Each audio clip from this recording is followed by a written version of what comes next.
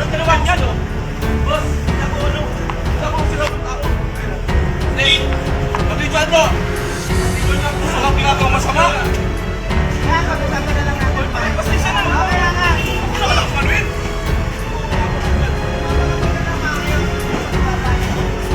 Boss, sisinaras ka. Hindi mo kailangan marahin doon.